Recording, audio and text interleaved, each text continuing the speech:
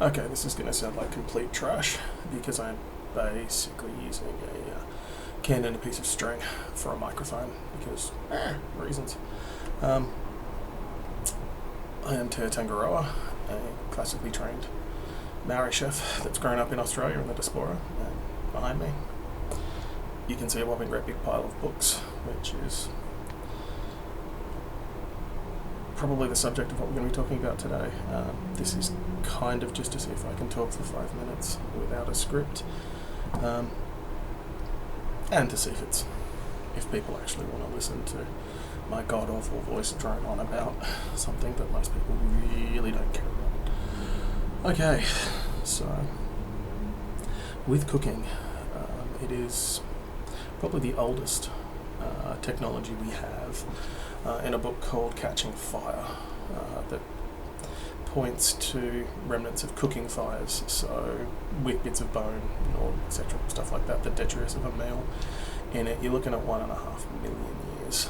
That's older than our species has existed. And that orange ball of fluff that just walked away is Te Maui, supervisor extraordinaire.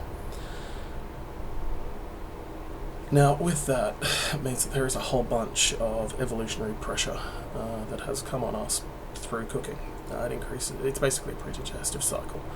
By cooking food, we do not require multiple stomachs like a ruminant for us to be able to get nutrition from vegetable-based materials. We can't quite pull the eat grass and live if you just cook it long enough, but we can take leaves and berries and seeds that are fairly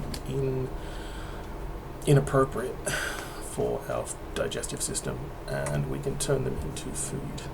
We can also take marginalised things such as semi-spoiled milk, etc., stuff like that, and we can turn it into cheese, and this is still a cooking process, part of that whole. We discovered fire, and lo and behold, off we go. But the best and most interesting part of cooking is that it increases your calorific yield by about 20%. The exact numbers depend on what you're talking about, and there's some food that go from actually toxic to being edible through the process of cooking. And like I said, it's a pre-digestive step.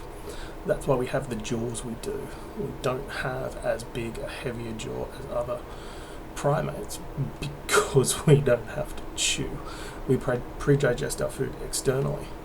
And it's one of the reasons why a lot of food-based pathogens will kill human beings that just don't kill other animals. It takes a lot to get a dog to die of food poisoning.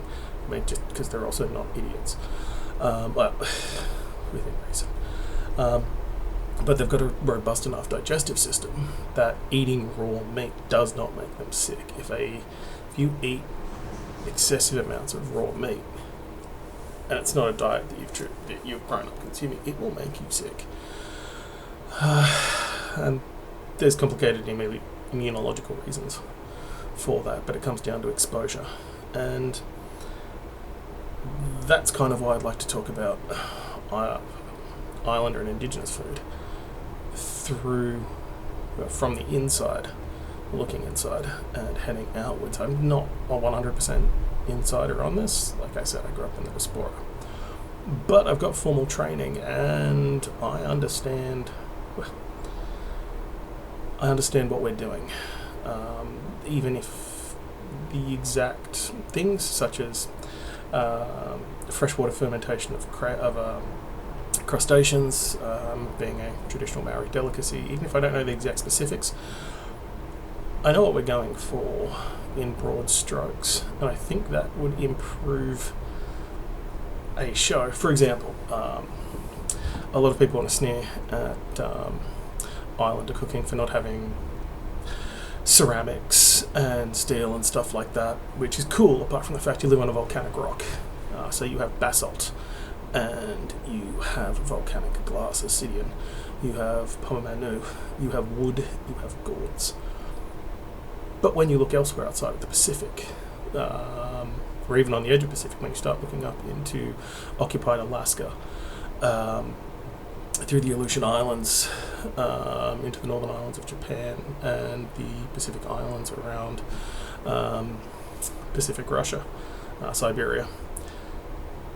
You're looking at lots of people that tended to boil things in water with hot rocks using a container. You make it out of wood or an empty gourd, heat up the rock, drop it in and boil your water, get boiling water that way. That's done through the Pacific. It's also done in Scandinavia, and not even that long ago, because 1,000 years ago an iron pot was expensive. It would be the equivalent of having a pot made out of the same material they make Abrams tanks out of, because iron could be turned into steel, which was turned into armour and weapons. And you're going to use it to cook food. You don't have a lot of iron. Guess what? You're not going to have an iron pot. Especially not when the king decides that he wants to bludgeon someone over the head. We can trace that to World War II, where people gave up cast iron cookware, which is why there's that sudden push towards aluminium in the 1950s, because in places like England and America, there was a big push towards recycling pots and pans for the war effort. So if that happened in the 20th century with planetary scale empires that were capable of taking resources from literally 7 months away and bringing them in to wage war in a different part of the world, what made you think some poor dude living in the top end of Scandinavia was actually going to be able to afford an iron pot? Ceramics are good, but it takes millions of years for the silt to build up for you to be able to get good quality ceramics. And they're not very portable. Ceramics are fragile. Like, yeah, I get it. Everyone sits there and goes, well, you could drag amphora across the Mediterranean. I'm like, the Mediterranean is half a cup of water compared to the Pacific. Like, it is a beautiful, delicate little sea surrounded by land. It's your backyard pool. It's an in-ground pool, but it's still a backyard pool. Te Amona Nui Te Akea, the Pacific Ocean, is a living, breathing thing that will eat you if you make a mistake. You're not dragging ceramics from China or Korea or Japan and trading them all around the Pacific, because they're just not going to make it. They're going to get smashed. And so that leads to things like, for example, boiling titty, which a lot of missionaries, when they describe it, just describe it as something cooked in a gourd, covered in fat, because they had no understanding of cooking. They didn't know what they were seeing. A chef of their period in the 1840s would have looked at that and gone, it is confit. The French technique of preserving something by keeping it covered in its own fat, suspended in a jelly made from the liquor boiled off it. It's a high-end French technique. Everyone sits there and brags about how great confit is. We were doing it in a gourd with a hot rock. So, yeah, cool. Go get your $40,000 Rationale oven and do a beautiful confit and sell it on a Friday night. That's cool.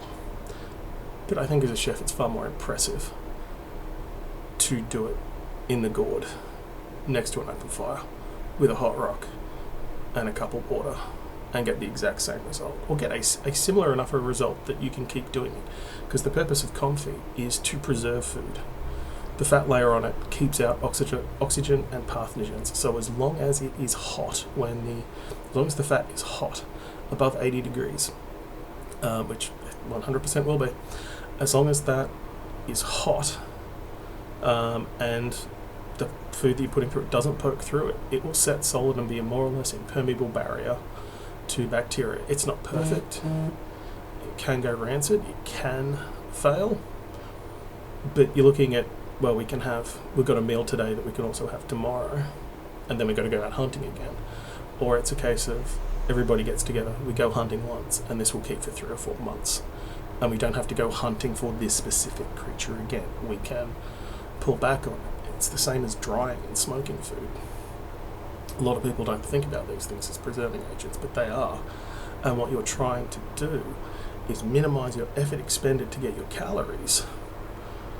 Also attempting to give a chance for the population to recover, because you can't eat everything. You can't just keep eating something until it's all gone. because it won't come back. You need to give it a chance to recover, and you need to give the individual species a chance to recover over the shock, or they become too hard to hunt. And that sounds completely academic, but when you're hunting for survival, you can't take the chance that you've hunted a population to the point of it being aggressively combative to being hunted. You need it to recover and to expand to the point that it is easily huntable. Same with fishing. Same with everything. And that's what cooking is. It's just another aspect of stuff we have to do. And I've gone on a wild and crazy tangent that was far away from talking about cooking and islanding, but welcome to talking to a dude who has ADHD and is a chef and hyperfixates on food. The other thing that I don't think an outsider would understand to the right level for approaching an Indigenous cooking system is people turn everything into... I'm not going to attempt to pronounce it. We attempt to make everything human. We ascribe emotions and wairua to things like cars and ovens and dishwashers and everything. We make everything people. Except that's not a very popular idea in the West. It's seen as primitive and ignorant. But there's this idea that comes from Douglas Adams that I kind of think is important. That maybe the importance is not sitting there and saying everything is people and acting like that's real, but thinking of the relationship of it. He uses a kind of xenophobic feng shui example with a dragon, but I think I'm not going to use that because to me it's a little too bit on the nose. He's English, they're racist by default. It's just how they are. It's how they're able to commit genocide all over the world because they don't think other people are people. And if you disagree, cool. Proud of you. Good on you for having an opinion. Little digger. But the important thing is the relationship makes you consider it. If rice or cows, being a beast of burden that allows you to harvest marginal land, if these things start being treated like people, if you start having a personal relationship with your potato patch, you're going to pay more attention to the things that make it happy or sad in a generalised sense. Like, if you're going to play Chopin to your backyard, you're going to play Chopin to the backyard. It doesn't matter if it makes the plants happy or not. You're just going to do it, so do it. But if you treat your environment like a living thing that has a personal preference, you will attempt to build a relationship with it. And I think the building of the relationship is the desired outcome, the desire to treat something as...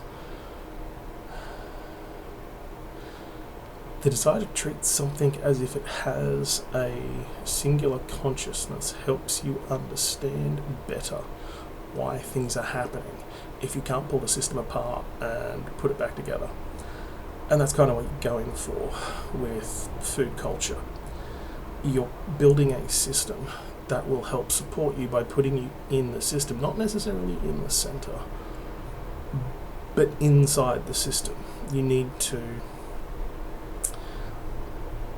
be respectful even though you're destroying things to live. Because if you just go nuts and destroy everything, well, go drive through the Midwest.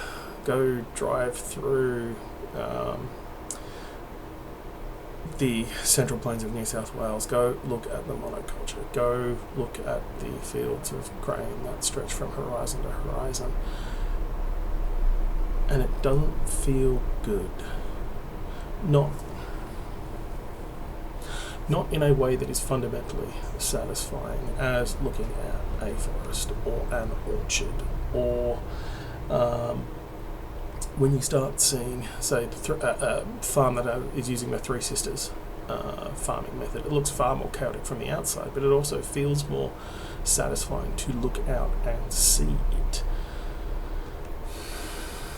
I think that's kind of everything I'm going to talk about now. This, like I said, this is kind of just a test reel that I'm going to throw up on YouTube so we can all ignore it and we can see why you would not want to give a television show to a Maori with ADHD who happens to be a trained chef. But for my followers, I hope you like this, and to everybody that doesn't like it, go, just you just wasted 15 minutes of your life watching a dude you hate. Good on you, digger.